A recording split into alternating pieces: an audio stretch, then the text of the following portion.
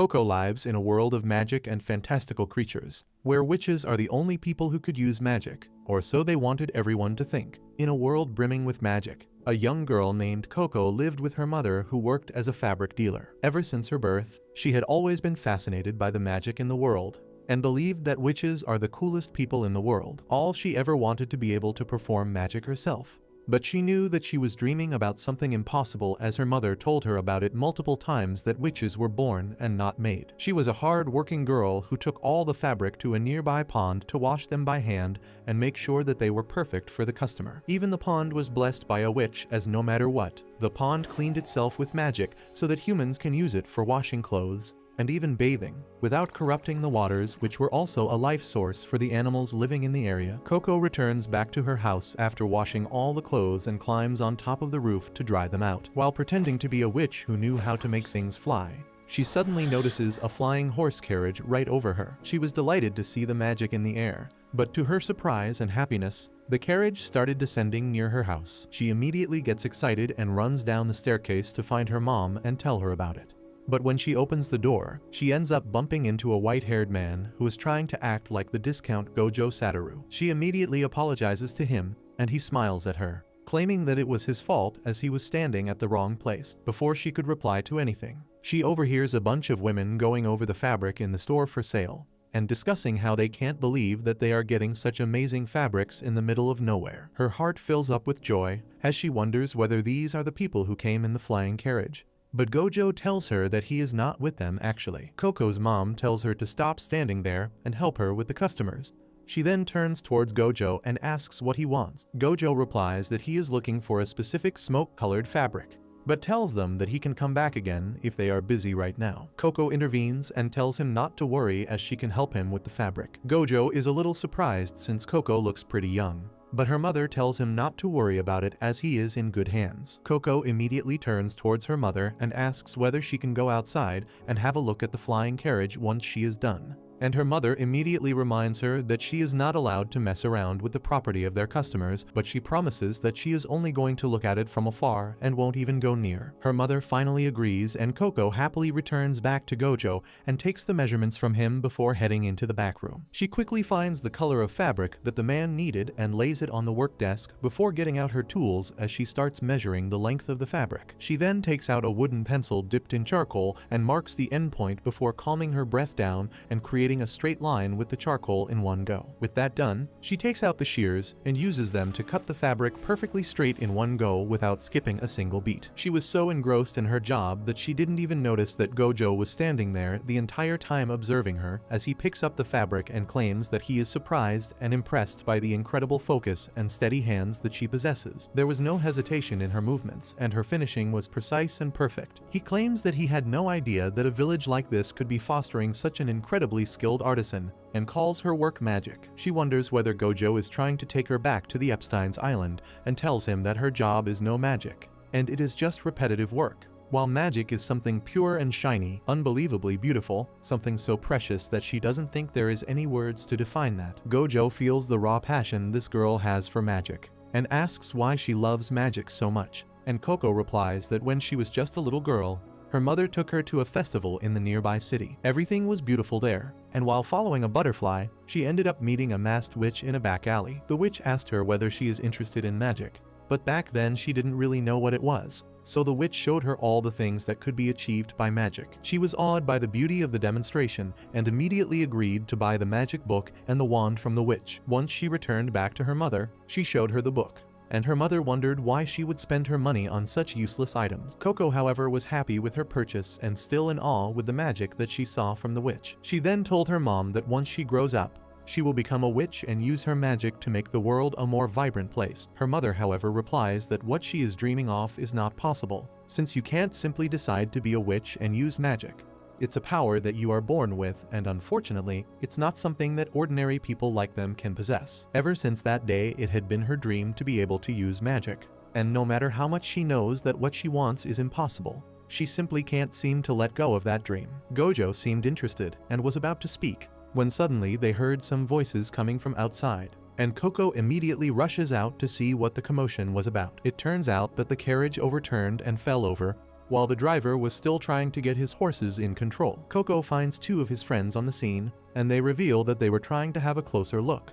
But one of them ended up bumping their head on the carriage, which spooked the horses, and the carriage fell over. The women who the carriage belonged to were furious, claiming that it was their father's carriage. Coco's mother immediately apologized to them from the side of the boys, but the women claimed that her apology can't really fix their carriage, and without a carriage they can't really head back home. Thankfully, Gojo was there and told the women to calm down so he could take a look at the carriage. The women tell him that this is not a simple carriage which a mechanic could fix. It is a magical carriage which her father bought for her on her birthday. Just then, Gojo pulls out a pointed cap from his cape, and immediately the voices from the women change into soft purrs, as they realize that Gojo is not an ordinary person but a witch. The women beg him to have a look at the carriage, and Gojo immediately figures out that the problem is that a simple spell came undone and could be fixed easily. The problem is that he would need some place private to practice the spell, and without a second thought, Coco tells him to use the workshop, hoping that maybe she would be able to accompany him and finally see what casting a spell looks like. Unfortunately for her though,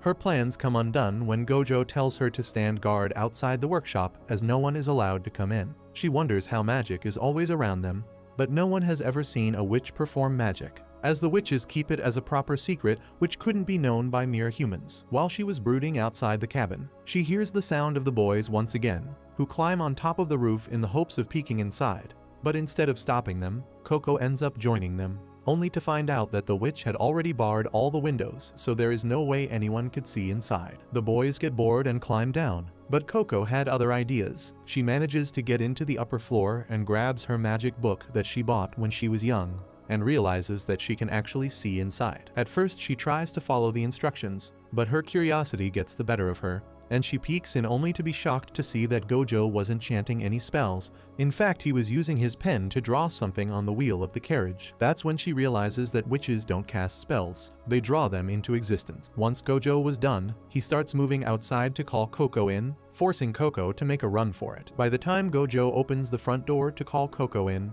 he finds her dirty and panting. Thankfully, the carriage ended up working properly and the women left. By the time evening fell, they were done with all the customers, and her mother turned towards her, claiming that she was a little scared that she would want to go off with that witch, and ever since losing her father to the disease, Coco is the only thing she has in this world, which she can't bear to lose. Coco replies that she would never leave her and hugs her tightly, before returning back home to have some warm dinner. Soon after that they change into their nightgowns and say their goodnights as Coco walks upstairs to her room. Once inside, she quickly takes out the magic book and the wand that she had, and figures out that the wand is actually just a pen, and the picture book is actually a guide to make magical symbols. She quickly sits down at her table and starts drawing the design on the page onto a rough sheet of parchment. After a while she manages to make the design roughly, but doesn't notice that the circle wasn't completed yet. Just when she thought that it was a long shot anyways, a bit of ink drops from her pen and completes the circle. Immediately sparks start flying out of the paper,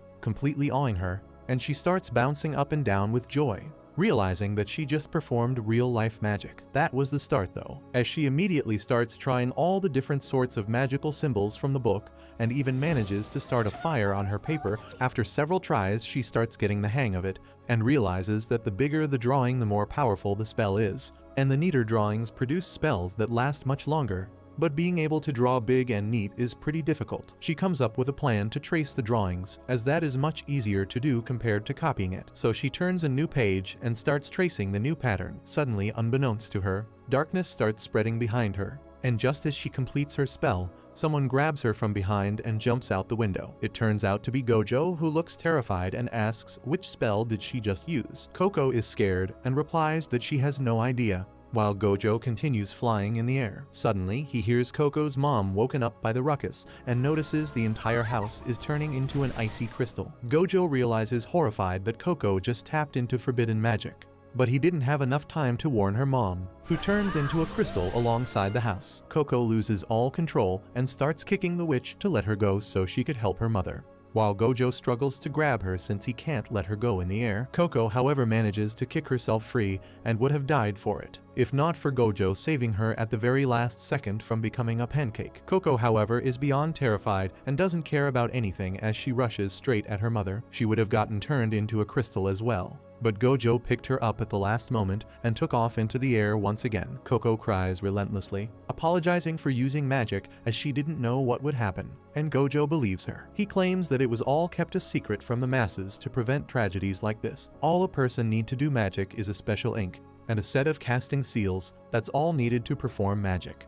But the one great rule amongst the witches is to never reveal that information to anyone. Since now Coco knows the truth, he has no option but to remove her memories, but Coco begs him not to, as if she forgets about everything. How will she save her mom? She claims that she knows all the drawings by heart and all she wants is to save her mother. Gojo suddenly realizes that the person who sold her this book might be one of the evil gangs of witches who are working against the witches, and realizes that this girl's memories might link one of the members to the gang. Coco asks whether they could save her mother if they find out who sold her the book, and Gojo replies that there is a small chance of saving her that way. And Coco begs her not to erase her memories as she would do anything to save her mom. Gojo asks whether she will always keep this magic a secret and Coco agrees. He then asks whether she is going to try her best to learn and Coco gets surprised. Gojo reveals that if she is going to have the knowledge, it's best that she learns how to control magic. So from this day onwards, she is also a witch. The excitement and fear was too much for little Coco, and she soon ends up sleeping peacefully. By the time she wakes up, she finds herself chilly with the morning rays of the sun hitting her face. She looks around and notices that what happened was not a dream since Gojo is sitting beside her, and they are literally flying in a flying carriage. Gojo notices that she is up and tells her not to worry as they are very close to the location. He realizes that the poor girl must be really cold since she is still in her bedclothes, so he offers her a cape to cover herself with for more warmth. Soon a clearing comes into view, and he reveals that what they see in front of them is his personal workshop where he researches upon magic. And from now on, this is the place where Coco will stay and learn more about magic and control it. Soon they descend down to earth and Gojo continues walking towards the houses and tells Coco that she doesn't need to worry about her house. As before leaving, he spreads some special seeds in the area, which will soon create a protective barrier around the house to prevent any strangers from getting too close, since as of now they have absolutely no idea how powerful the spell she cast on the house is. Suddenly, Coco stops in her tracks and starts tearing up. Gojo is a little confused and walks up to her, asking whether she is hurt, but Coco replies that she promised her mom that she would never leave her yesterday, and not even a day has passed, and she has already left her behind. Gojo comforts her and tells her not to worry, promising that they will soon figure out what happened to her mom and get her out of the spell safely. But for now, she needs to wipe off her tears as this is going to be her home for now, till she learns how to handle magic properly. He immediately uses magic to create a water ball and puts it in a device before handing it over to Coco. She is still confused, but Gojo doesn't realize that and tells her to wash her eyes while he gets her some change of clothes. While she was still standing wondering how the hell she is supposed to use this water, a voice comes from behind, and she turns around to find another girl roughly her age with pink hair smiling at her, as she claims that as far as spells go, the one used in that water is pretty simple. She comes down and grabs the device out of her hand, claiming that this magic concentrates all the moisture around in the air and converts it into a ball of water, and if they want to use it, all they need to do is tilt it a little and the water will come rushing out. Coco is amazed by it and thanks the girl for teaching her how to use the device. Before she could wait for a reply, another girl emerges with blue hair, who greets Coco very casually before she continues on her path. Coco notices that the blue-haired girl is holding a bunch of pens and some ink, and realizes that these girls might be witches as well. She asks them about it, and the pink-haired girl replies that they are apprentices right now, and asks whether she herself is not an apprentice. Coco replies with a smile that it might be a little early calling herself a student of Gojo, since she knows absolutely nothing about magic, and it was only a couple of hours ago that she drew her first ever spell. The moment she reveals that, the atmosphere in the room shifts as the girls look at her with fear in their eyes. The pink girl asks whether she is the one whose rumors they have been hearing since the morning, but Coco has no idea what they are talking about. The pink-haired girl tells her that there has been a rumor that an outside, who was a commoner, made use of forbidden magic, but her memories were not erased, and she was taken in as a student. But they had no idea that it was their own teacher who did that. Before they could talk more though, Gojo arrives and introduces the pink-haired girl as Tia, and the blue-haired girl as Rich. With that, he hands her a garb, claiming that all his students wear these clothes, so Coco takes it graciously. Once appropriately dressed, she comes back and sits down, while Gojo claims that he is now going to tell her about the history of magic. He begins that long ago, everyone in humanity had the power to wield magic, as all you needed was a special ink and some parchment to draw on. Every single person on Earth knew how to make use of magic, and it made the impossible possible. But it's the nature of humans to destroy things, and when the absolute power is given to humans, they find a way to misuse it. Many horrific and dangerous spells were created during this time, leading to severe destruction and death. Many wars were waged, but there were no winners and only losers. At that time, a group of highly specialized and strong mages decided to turn away from the ways of war, and managed to create a spell which could remove the memories from anyone. With that, they removed the memories of the entire human race that magic could be wielded by anyone, and only the disciples of those first mages were allowed the information to use magic. The rest of the world from then on believed that magic could only be wielded by a select few special individuals who were born witches. If the truth came out again, the world would again fall into chaos and destruction, just like it did in the times of old. That's the reason why this secret is so well guarded, and why the story of her using forbidden magic has traveled so far so quickly. Coco looks down with guilt in her eyes, and then asks Gojo, what exactly is a forbidden spell? With a look of sadness, Gojo replies that forbidden magic contains the spell from the days of war and destruction, that were forbidden to be used at the day the pact was made between the mages. In simple words, the magic which is used to hurt people. Coco immediately walks up to him, and begs him to let her learn everything she can about the forbidden magic, because she never wants to use one ever again, and wants to find a cure for her mother. Gojo takes her down into a basement, and explains on the way that even though forbidden magic are abundant in nature, there are a few types which could be understood easily. The first one is the magic which is used directly on a person. This includes transformation, age alterations, manipulating thoughts, or directly healing or harming a person. This magic has only one exception, which is removing the memories of people, which could be used in times when somehow a commoner learns about their secret. That is the reason why most of the magic is cast on items such as carriages, lamps, or even windows. He then shows her a tricolored windows which when he rotates creates an anywhere door basically, and the scenery outside, which was just mountains and grasslands, gets converted into a misty lake. Gojo then points at a huge tower, known as the Tower of Tomes, claiming that the moment a magical book is written,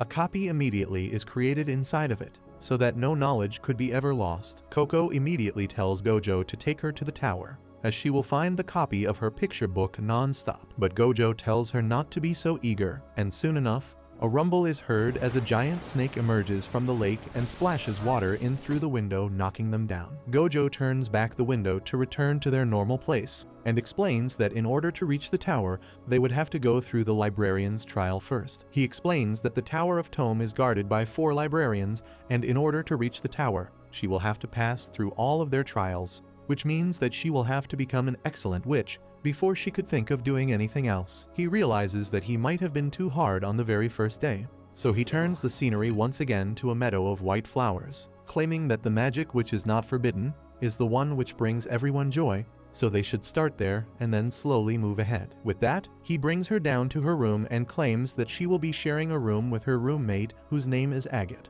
which is a very risky name in my opinion. He claims that they will share one workshop and their bedrooms are still separate. With that, he gives her time to settle down while he returns to tend to some other businesses. Coco looks around the workshop eagerly, thinking about how she always dreamt about where witches work, and now she is seeing it in person.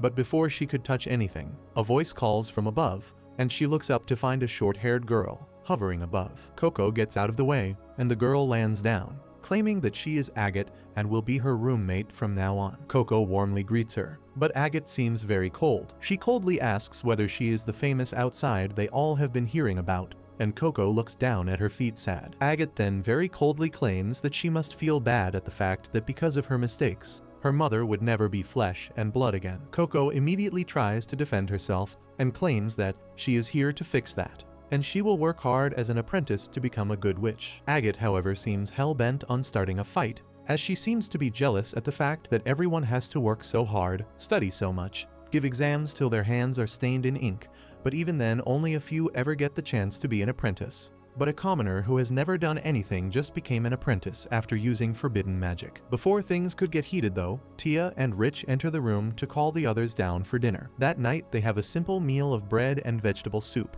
and the next day, her journey starts. Gojo comes to her room to teach her and hands over a bunch of tools which would get her started with her journey as an apprentice. He first teaches her about all the different elements of magic, which are the same as any other magical world: water, wind, fire, and light. They are drawn as a specific symbol inside a seal, and then a circle is drawn around them. The moment the circle is drawn, the spell is activated. With all the new information causing an overload in Coco's brain, Gojo tells her to take it easy and try using all she has learned. Coco eagerly settles down on her desk and starts scribbling some symbols on the paper, but soon crumples it all up, but not before Gojo yanks it away. While she tells him not to look at it, as it looks ugly, Gojo checks it out and claims that it is normal for the first few symbols to look misshapen as she has just started learning, and tells her not to worry about it. He does note that the circle of the seal is not connected yet.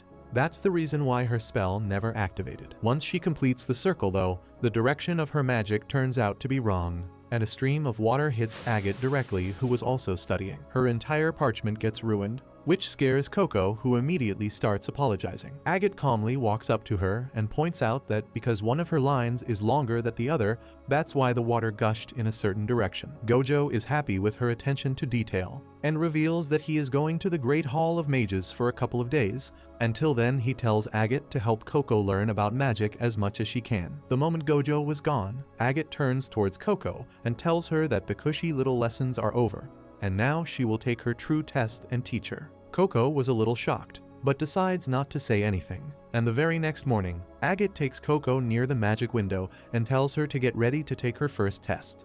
Coco is extremely nervous as she has never done anything like this before, and wants to wait for Gojo to return back before they do anything like this. But Agate tells her that she passed this test when she was just 10. So it's a rite of passage that everyone needs to go through if they want to become an apprentice. She explains that the first test is going to be the consent of the crown, in which she is only allowed to carry 3 devices with her alongside her magical components. She has to then travel through the area and reach the peak of the data ranges on her own power, where she has to find and pick the diadem herb which is found there.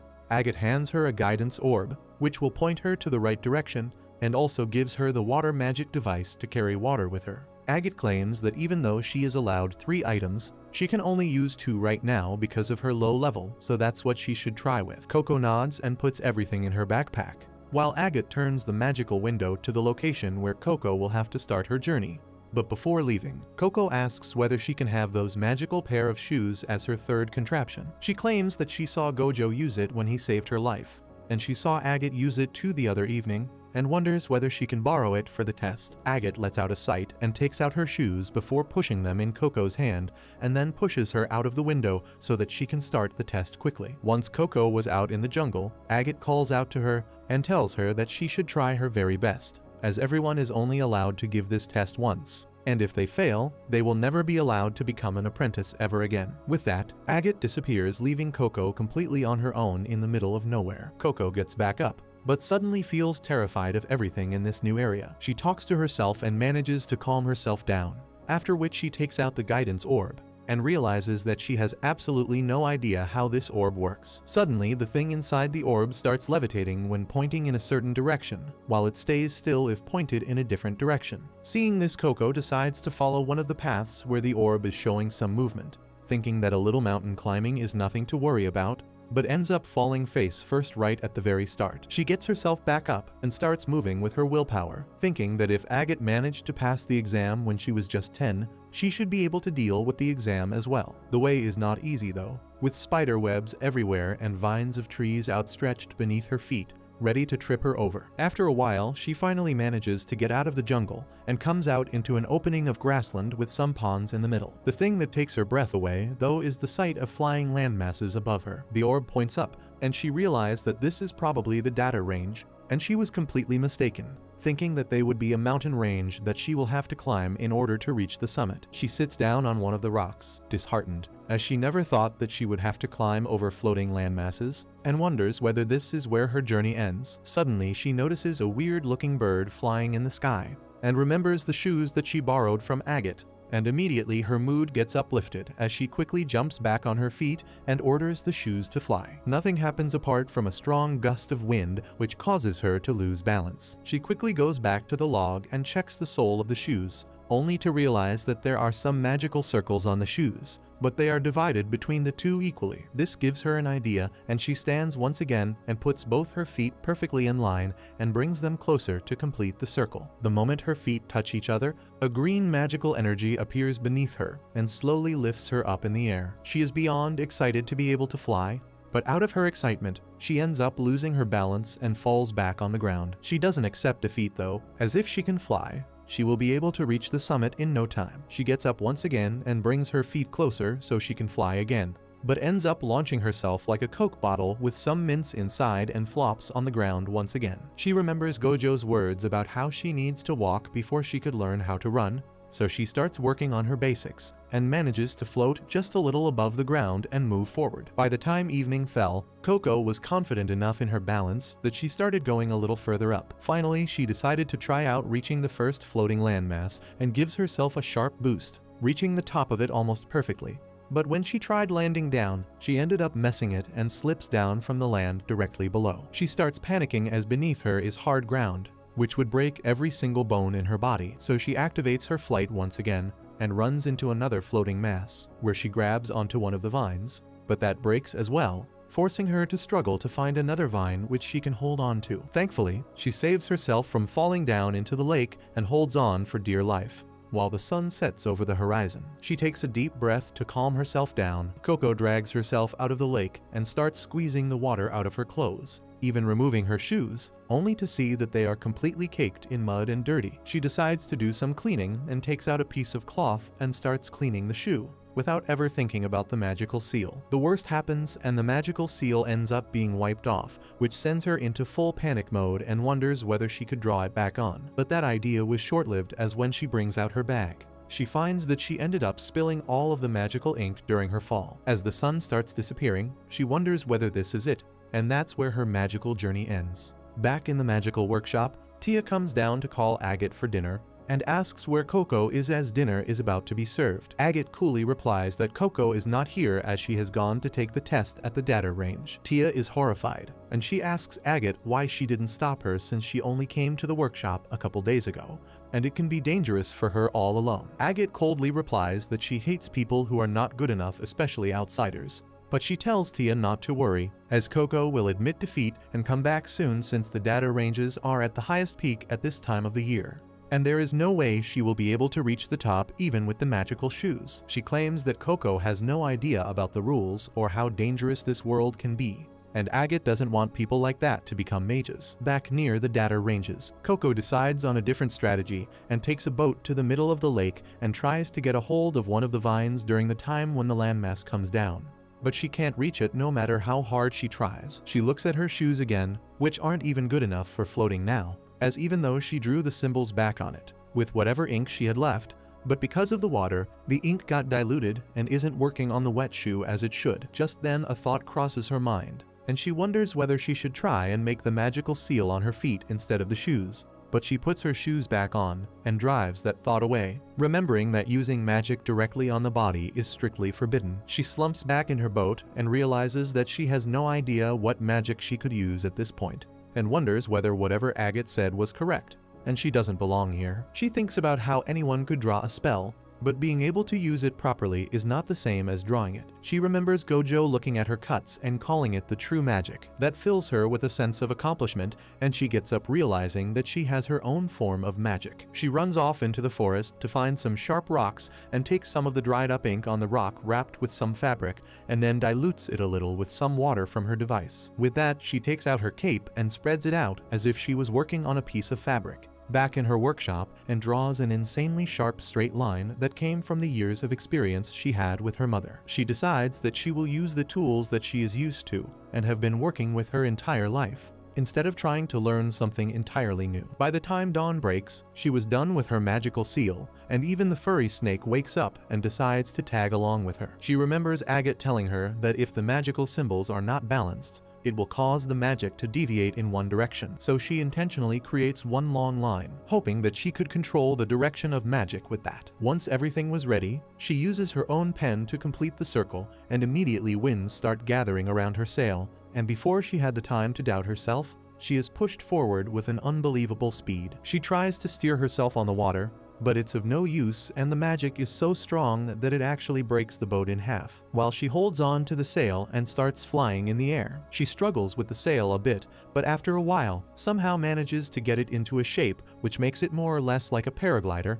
and for the first time in her life, she flies with the help of her own magic completely. It's a dream come true for her, and when she looks down, she remembers her own home and realizes that she never thought that helping her mom doing her daily task would make her good at magic. She quickly checks her orb of guidance and realizes that she needs to go even farther up in the sky, so she takes a sharp turn and starts moving straight up in the air, finally spotting the top of the data peak and the diadem herbs blooming in the sunlight. She does a drive-by and tries to get a hold of some of the herbs, but fails and almost loses her balance, but somehow climbs back on the glider. With a strong resolve, she turns around and once again heads towards the herbs, but misses again. She keeps repeating the same thing, flying towards the herbs but missing them by mere inches, and one of the times she almost crashes into the floating landmass in front of her but barely dodges it, and turns towards the peak again. One last time she rushes straight at the herbs, but this time she hangs upside down to get even more reach, and after missing a bunch of herbs, she finally manages to pick one of them from the ground, completing her test. Back in the workshop, Gojo finally arrives back and is immediately told about the situation by Tia. Even Gojo is nervous, claiming that it was too dangerous for her to go all alone,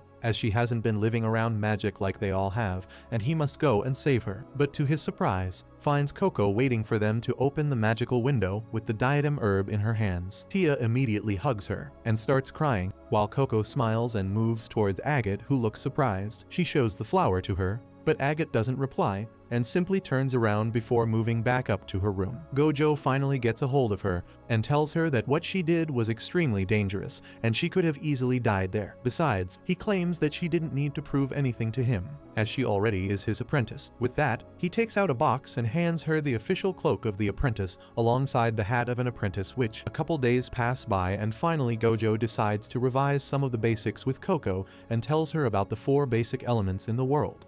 The water sigil, which harnesses the power of creation and destruction. The earth sigil, which is the reason for so many transformative things happening in the world. The wind sigil, which lets the witches go from one place to another with incredible speed. And finally, the fire sigil, which is the sword and the shield of the magical world. He tells Coco to practice these basic sigils so later on they could do some more complex magic. She immediately gets down to it and starts scribbling on a piece of parchment, but ends up starting a fire instead. She starts panicking, but Tia immediately comes in with a bunch of water and puts the fire down. She asks Coco what the hell was she trying to do, and Coco replies that she was working on her flying magic. This confuses Tia, and she asks why she was using the fire sigil while working on levitation. Gojo comes there and hands her a clean towel, telling her that while fire sigil is extremely strong, it's also formless, and because of that it can be highly unstable. Tia continues by showing her own levitation magic and how good she is at it, and asks Coco why does she want to practice her levitation since she must have mastered it on the data ranges when she was flying around the area like a rocket. Coco replies that she borrowed Agate's shoe when she went to the test, but they got ruined, and she doesn't want to return them back in their current state, so she wants to redraw the magical seal. But the problem is that no matter how hard she tries, she isn't able to create a straight line at one position. Gojo thinks about it and grabs her pen, claiming that maybe it's the fault of the pen and not her. He claims that he picked the pen at a random that he found laying around, but maybe it's time now to let Coco choose her own pen, which fits her the best. Tia gets excited and flies down towards Coco, claiming that their next stop is going to be the magic stationery shop. Coco doesn't really know what she is talking about, but Gojo explains that the magic stationery shop carries all sorts of magical items used in day-to-day lives of the witches, so they can get the pens and inks from those places alongside any other supplies that they might need. Coco gets incredibly excited at the proposition and can't wait to leave. They all get dressed up and leave for the shop. Gojo carries both Coco and Agate on his shoulders, while Tia and Rich fly on their own with the help of their shoes. After flying for a while, they finally spot an island town, and Gojo claims that this town is the closest witches' town to their workshop, so they buy all their stuff from here. Once they land down into the town, Coco is beyond overwhelmed as she sees witches and mages walking around the town as if it's the most normal thing to do. Young witches play around with magic, while scholars talk about which ink is the best for which purpose. Gojo decides to tell Coco the history of this place and claims that a long time ago there was a constant threat of some monstrous animals known as the moleworms, which could attack the cities at any point. To defend against such an attack and to get quick information in case they have to evacuate, the witches created this island with a watchtower on the top. Then as more witches gathered around this area, this island slowly started becoming a town, and now is one of the most bustling places for witches in the area. Agate ends up interrupting Gojo, and tells them that she has better things to do than to be a tour guide for Coco, so she is going to go ahead on her own to the shops she wanted to visit. Gojo tells her to meet them at the magic stationery shop, and then turns towards Coco and asks how things are between her and Agate. She replies that they are not the best right now, but she hopes to become a friend of hers soon enough. With that bit of optimism, they enter the town and start exploring the area, where Coco is surprised and impressed by damn near anything she spots. After making their way through the city, they finally find the magic stationery shop, and Coco is immediately taken aback by a giant silvery tree in the middle of the shop. Just then, the owner of the shop comes out and asks whether this is the first time she is seeing the silverwood tree, as this should be elementary stuff for any apprentice. Gojo introduces Coco to him and claims that she is still pretty new. The shopkeeper immediately shows interest in her, asking whether this is the girl that he has heard so much about. The owner tells her that her shop is the best shop in the area, as he has every sort of pen and can extract ink from any magical substance. Coco has no idea what he is talking about it, so he asks her to follow him to give her a demonstration. She follows him upstairs, and on the first level, spots a boy roughly her age carving some of the branches intently, so she doesn't disturb him and continues upstairs, where the old man clips one of the twigs from the tree and then puts it in a beaker over some fire, and the tree immediately loses the black leaves that it had and turns silvery. The man tells her that all the magic ink comes from trees like this. Gojo explains that the ink is literally made from the tree's blood,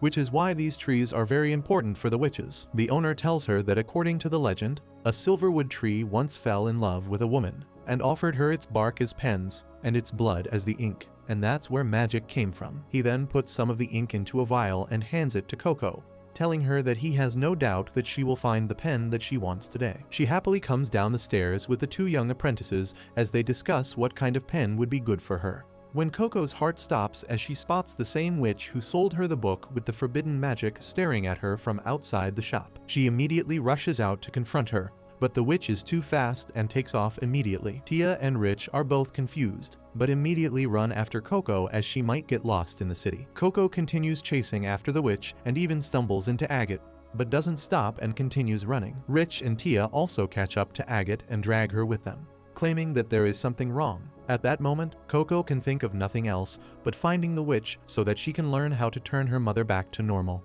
But no matter how much she chases her, she can't seem to find her. Finally, they all enter an area where mist surrounds them, and suddenly they find themselves in a different looking place. Tia manages to grab Coco's arm and tells her to stop, while Coco explains the situation. Rich notices that something is wrong, as even though they just turned a couple of alleys, this area looks entirely different. Agate realizes that Rich is correct and checks the stone, which is some white sandstone which is not found in the island town. Tia refuses to believe it and immediately takes flight to see from above, but comes down scared, claiming that they are definitely not in the town, but they didn't go through any teleportation of window, so what exactly happened? That's when Rich's face turns a little dark, and even Coco realizes that only forbidden magic allows teleportation without any conduit. Tia starts freaking out and running around randomly to find a way out, when suddenly they hear a huge roar and a blue-colored dragon emerges from the top. Coco's blood dries up as she stands there without moving an inch, while the dragon comes closer to them. Agate is the only one who could think of anything,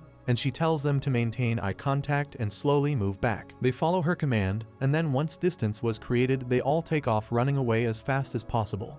But the dragon is catching up, so Agate turns around and shoots a flame blast right in its face. They manage to confuse the dragon and immediately start running, while Coco is incredibly impressed and asks how did she do that. Agate claims that she used the fire magic alongside some wind magic to shoot the flames right at the dragon, and shows her the diary that she has where all the spells are already created and all they need to do in order to activate them is complete the circle. They continue running when finally they end up reaching a dead end. Tia ends up getting overwhelmed and starts claiming that she doesn't want to die just now, but Agate helps her get a hold of herself claiming that they are all apprentice and can find a way out of it. This helps calm her down, and they immediately come up with a plan to break through the wall in front of them. Tia uses a flight magic and uses that to distract the dragon by her cloak flying in the air, while Agate starts drawing on the wall. But just then Coco notices a weird magical circle on the wall far away from them and tries to make Agate look. But that turns out to be a big mistake, as Agate ends up messing up her magical symbol. This pushes her over the edge,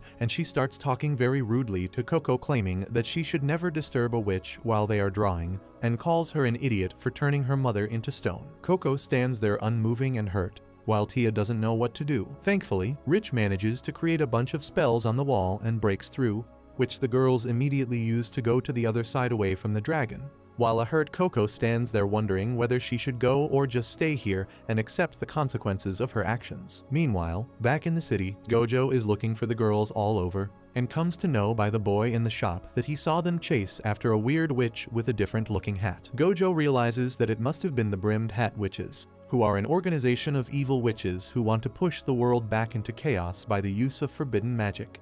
But he never expected one to find Coco so soon. He has absolutely no idea where they could have gone.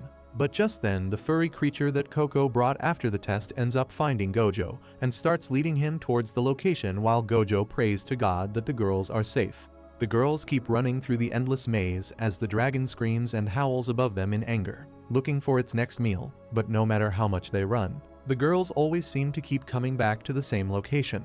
Realizing that this is some sort of witchcraft which is causing them to run in circles again and again. Agate claims that she has lost the count of how many times they have come to the same location, and tells everyone that it would be best if they conserve their energy and hide somewhere instead. They find a quiet area and huddle down to get some rest, while Coco notices that Tia seems to be scared still and feels cold. Coco decides to finally say something and apologizes to Tia for putting all of them in such a dangerous situation. Tia immediately realizes that Coco is blaming herself for this because of Tia's earlier outburst about being scared and not ready to die, and immediately tells Coco that it's not her fault. Coco, however, returns back her hat, which she dropped earlier, and takes out her cape before putting it on Tia for warmth. While she claims that she can just huddle up with her for warmth, Tia feels a little more calm now, while Coco opens up to her, claiming that she likes having a cape because it gives her strength and courage, since no one knows that within the witch's cape there is just a little scared girl who has no idea what she is doing with her life. Hearing Coco open up to her, Tia finally forgets her fear and hugs Coco tightly while creating a magical cloudy ball to cover both of them. She holds Coco's hands, apologizing to her for her actions before. She claims that Coco is very new to this world, so as her senior it's her job to take care of her. But instead of that, she let the fear get the better of her. Coco, however, is lost at the moment as she starts rolling around the warm, cloudy interior, asking what the hell is this, as it is so comfortable that she can sleep right now, not caring about the dragon roaming outside. Tia laughs, claiming that ever since she was a kid, she has always wanted to sleep in the clouds, so she created this original spell and is currently tweaking it to make it better, as she hopes to release it to the wider public one day as an original spell. She then takes off the cloak and puts it back over Coco, claiming that she should always keep her cloak with her and hold on to it till they can all take the novice cloaks off together and wear the real witch's cloak. They both start laughing at that, when suddenly Agate enters the cloud, claiming that she heard everything, and tells Tia that if you want to lie on it, it needs to be made up of a more dense material. Just then even Rich enters, claiming that the outside is too cold, and she wants some warmth as well. Agate continues that if she wants the cloud to fly, she would need something lighter yet durable like cotton. Tia claims that it would become like a normal mattress then, but Agate replies that we can't escape reality, and brings the topic back to the current problem, which is how to escape this place. Agate recollects everything they know about this place, which is that this area is completely bewitched, causing them to run in circles.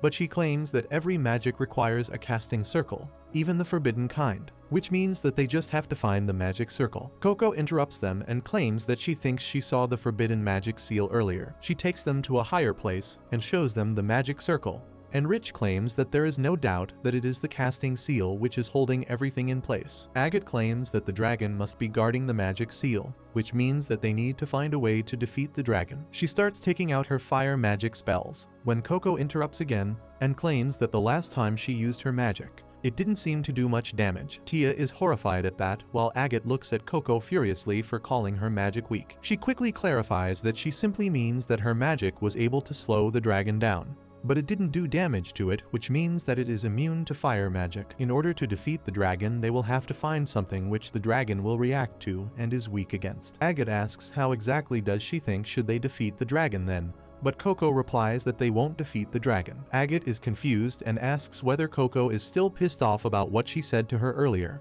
but Coco replies that it's nothing like that, and she simply thought of an interesting idea after looking at Tia's spell. She takes a rock and draws it on the nearby wall to make the others understand and claims that instead of taking the fight head-on with the dragon, they simply create a huge cloud bed for it. She tells them that maybe just like them, the dragon is also cold, and if it tries the warm cloud and finds comfort there, it might just stay there instead of chasing after them. Agate thinks that the idea is a little far-fetched, but Rich is 100% on board, claiming that no one can refuse a warm bed. Even a dragon would love to sleep peacefully in a warm place. Agate still can't wrap her head around it and tries to think about it more critically. While Coco goes up the stairs to see where the dragon is at, she tells them that they should try this idea out as they have nothing to lose anyways. And that strikes a chord with Agate, who realizes that Coco is not wrong. Coco continues that she doesn't want to hurt anything, not even the dragon, so she would want to show it the gentler kind of magic, where it can feel safe and secure. Both Rich and Tia manage to convince Agate as well, and Tia hands her pen to Agate since she draws the best seal and is the most experienced of them all. Agate takes the pen and starts drawing the magic seal to try out different variation of the cloud, as it needs to be light enough to float, but strong enough to take the entire weight of the dragon. Tia advises to use shredded paper, but they don't have enough to make the spell. Coco and Rich offer their own idea in the form of using their cloak or their hair for the cloud, but none of that is enough. Just then Agate thinks about only if they had sand around them, they could have tried it out, and remembers that with the wall breaker spell they can actually create very fine sandy particles. Agate claims that they should make multiple smaller magic seals for that, as it would create a finer sand. And since small seals are Rich's specialty, she gets to work drawing the seals at an incredible speed. Agate then turns to Tia and tells her to create a spell to pack the sand tightly together, while she would work on how to create a spell which would envelop everything to create a warm sanctuary. Coco immediately asks whether there's anything she could do to help, but Agate tells her to simply wait and watch, as there is nothing she could accomplish with her current skill set. They all get to work, and Coco notices that Agate has discarded a bunch of magical seals that were not to her standards. She picks one of them up and checks it out, only to be surprised by how perfect the circles are. She sneaks closer to Agate to get a better look at how she does it, and realizes that she practices drawing the circle in the air a couple of times before actually drawing them on paper. She realizes that both Rich and Tia are also doing the same, and that's the reason why their circles are so much cleaner than her own. She decides to practice as well, and starts scribbling on her notebook while time slowly passes and everything turns dark. The area starts getting even cooler, and Tia asks whether they should start a fire. Rich claims that she is out of paper, while Agate is still racking her brain on the spell, which could create a cloud where the dragon could stay. They start thinking about the problem together, and Agate wonders whether there is a simple solution that she is overlooking. But just then Coco takes her attention, as she managed to draw a fire sigil perfectly so that it stays contained instead of going berserk as it was doing before. Tia and Rich both congratulate Coco for being able to draw such a perfect magic circle, while Agate looks at all the failed attempts that Coco had when something strikes to her. She tells them her plan, and they all get ready to execute it. They start running together and moving in groups of 2. Tia runs with Coco while Agate takes Rich with her. They all take their positions and start drawing on the ground, anxiously looking back to see where the dragon is. Once everything was completed, Coco gives the signal to complete the circle and activate the magic. With that, they start activating all the circles that they drew on the way, causing explosions everywhere, which grabs the attention of the dragon. It turns out that Agate realized that the way to solve the problem is repetition magic. They will simply create a lot of explosions which will create a cloud of fine warm dust, and enclose it with repetition magic, which causes the dust to keep being regenerated again and again. This would be dense enough to take the weight of the dragon as well. The plan turns out to be a total success, as the dragon jumps on the cloud and lays down on its back to take in the warmth. The girls celebrate, but Agate tells them that the job is not done yet. They quickly move past the dragon and make their way up to the magic seal, realizing that they have never seen sigils like this before. Agate wonders whether they should try and break the seal open, but unbeknownst to her, Gojo is on his way as well. He follows the furry creature to an alley, and notices that the creature is sniffing at some fallen rocks. He picks one of them up, only to create a portal which shoots an energy wave which would have killed the shopkeeper's apprentice. But Gojo grabs him and moves out of the way. That ends up causing a rift in the spell, which starts falling apart, and the noise and disturbance wakes up the dragon again. The spell starts disintegrating, and the stairs beneath Agate end up breaking,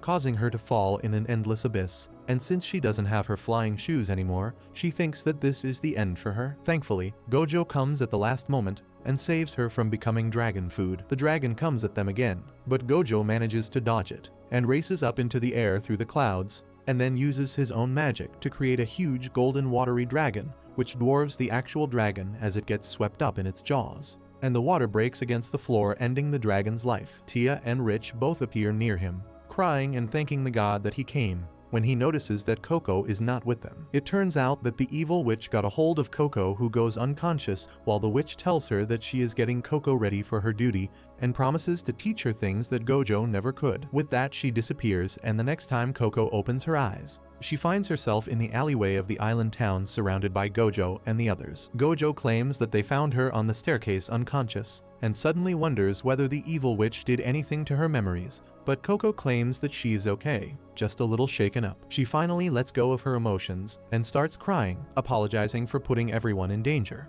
But Gojo puts her hat back on, claiming that from what he heard, they showed incredible skill and determination to survive in there and should be proud of it. With that, he collects all his apprentices and starts leaving. But before that, he tells the shopkeeper to have a look at the ink used to cast the forbidden magic spell, and tells him to keep it off the books. The shopkeeper laughs, claiming that if forbidden magic is concerned, he will have to report it in. But a single look from Gojo stops his words in his mouth, as he agrees to keep it off the books, while Gojo takes the girls and heads back to the workshop, not knowing what the evil witch wants from Coco. But that's where this video ends.